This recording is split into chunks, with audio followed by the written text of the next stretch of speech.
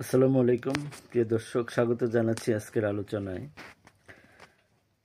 বিএনপির চেয়ারপারসনের ব্যক্তিগত চিকিৎসক এবং ঊর্ধ্বতন বিএনপির নেতা ডক্টর জাহিদুর রহমান বলেছেন, জনাব তারেক রহমান ২-১ সপ্তাহের মধ্যেই বাংলাদেশে ফিরবেন। এখন প্রশ্ন হচ্ছে, তারেক রহমান দেশে ফিরলে রাজনৈতিক যে অস্থিরতা সেটি কি কমবে? গণতন্ত্রের যাত্রায় যে সমস্যাগুলো হচ্ছে সেগুলো কি সমাধান হবে? আদৌ সম্ভব?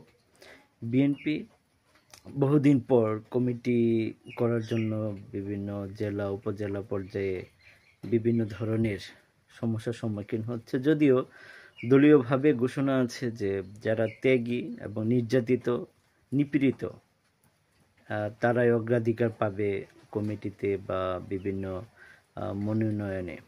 কিন্তু দেখা যাচ্ছে যে যাকে মানে প্রাথমিকভাবে দলের আহ্বায়ক কমিটি করা হচ্ছে, সে তার বলয়ের বাহিরে যে কাউকে আর কমিটিতে রাখতে চাচ্ছেন না। বাংলাদেশে প্রায় সব ক্ষেত্রে এই ধরনের সমস্যায় দেখা দিচ্ছে এবং সে তার দলীয় বা নিজ বলয়ের বাহিরে অন্যান্য ত্যাগী এবং কর্মঠ পরীক্ষিত নেতাদেরকে উপেক্ষা করে চলছে।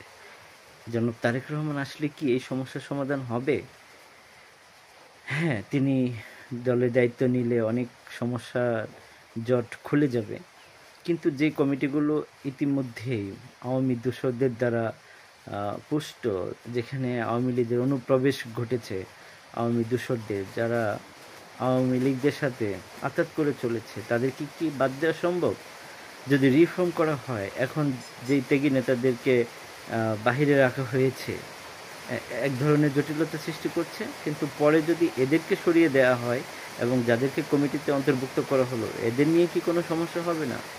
আর এটা করতে করতে বিএনপি কি ভোটের রাজনীতি থেকে দূরে সরে যায়নি?